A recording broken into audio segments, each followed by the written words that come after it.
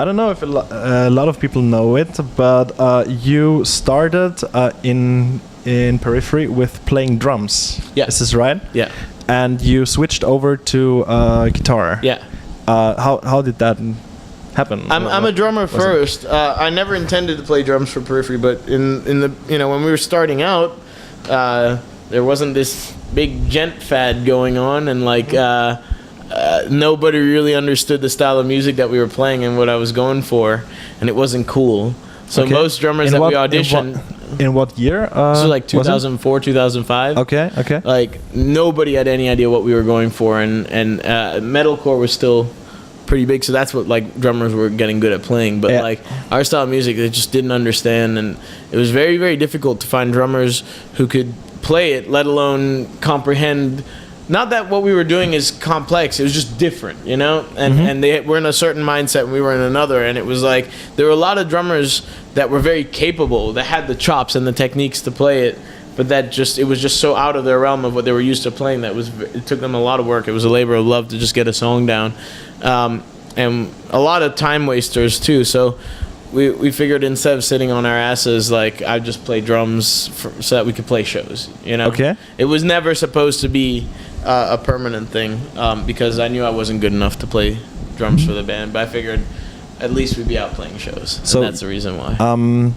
You said you started to play an instrument when you were 14 years old. Yeah. So it was guitars first. It was drums. It was both. Okay. I bought a drums and a guitar at that time. Okay. I switched over to guitar full time when I was 17 because I went to university and I couldn't practice drums there. Okay, yeah. So that's why I was like, well, I got to focus my energies on an instrument that I can actually practice in. So you're more mobile then. Exactly. Of course, because you can't really practice your drums in the dorm room, without pissing everybody off. So yeah. I mean, you could, but Trouble's program then. I would not be the most popular person on campus. Yeah. That's true. So you learned to play drums and guitar, and is there maybe more? Where would you say you play more instruments than those two? I mean, I did.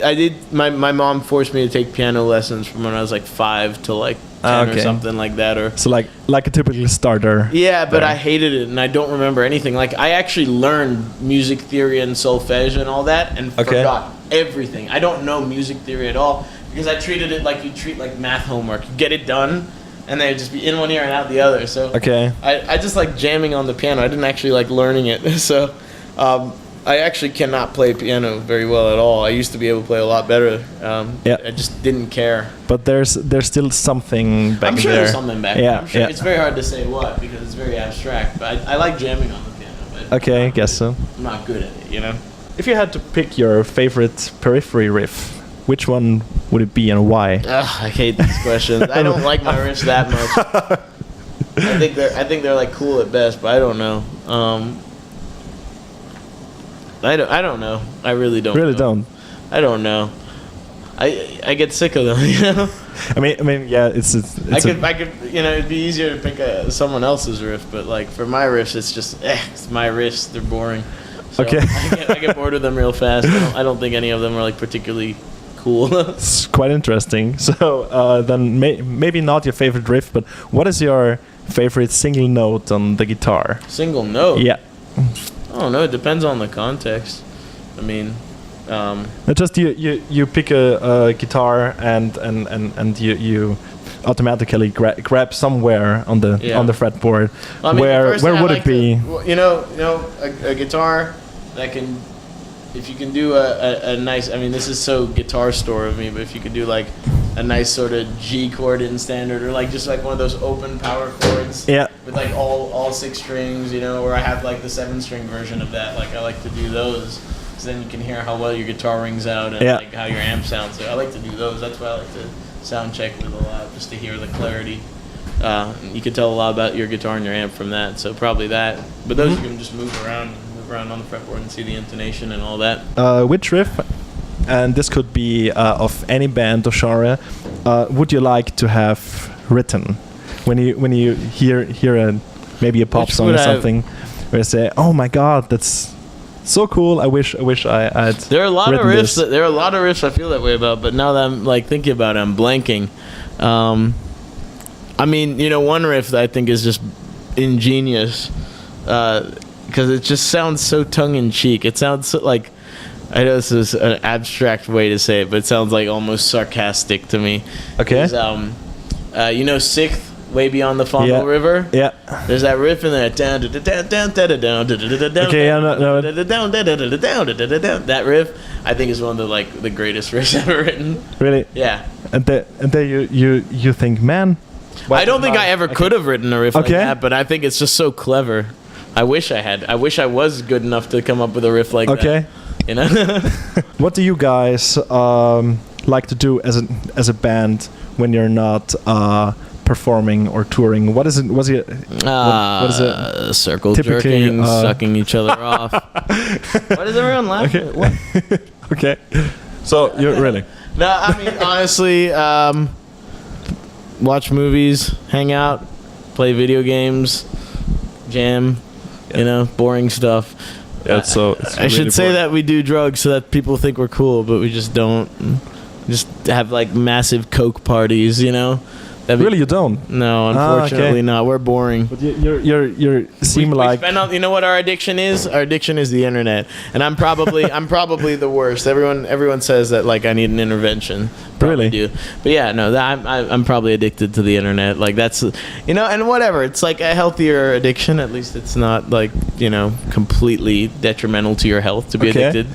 And what Probably is not the best thing in the world either, but And what is your typical internet thing beside checking emails and maybe go to porn I sites just go or on something? I don't even go to porn sites. It's just it's all formed. I go to guitar porn sites. I look at guitar, I'm boring. I'm older, so porn just got boring to me.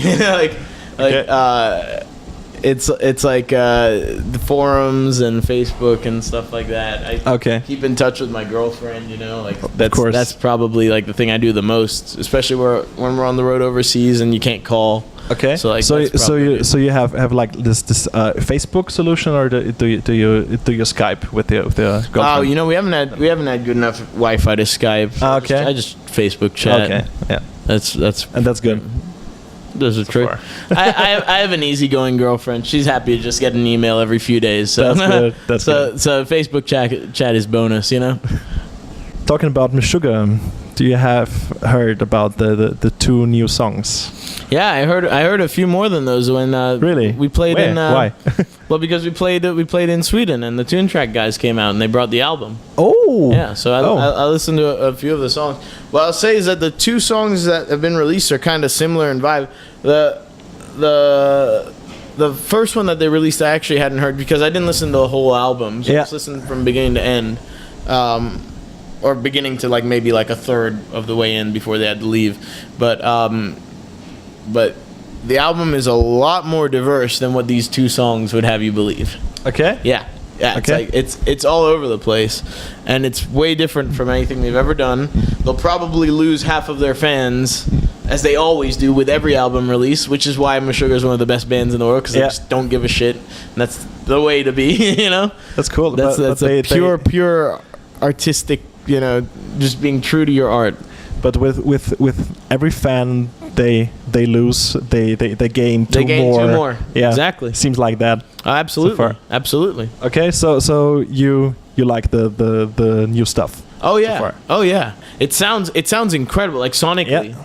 The sounds, the drum sound. I mean, you can tell if those clips are like everything's so raw, but so powerful. It's like one of those mixes I feel like everyone tries to get, but maybe they can only nail it because they're playing that style of music with those kinds of frequencies. I don't know, but it's just a brilliant mix as well. So being a producer, I'm like blown away. Okay. I really love the way that it sounds as well. It's very just pleasant to listen to. So I can't wait to have this CD to listen to in my car and on headphones. Yeah, same here.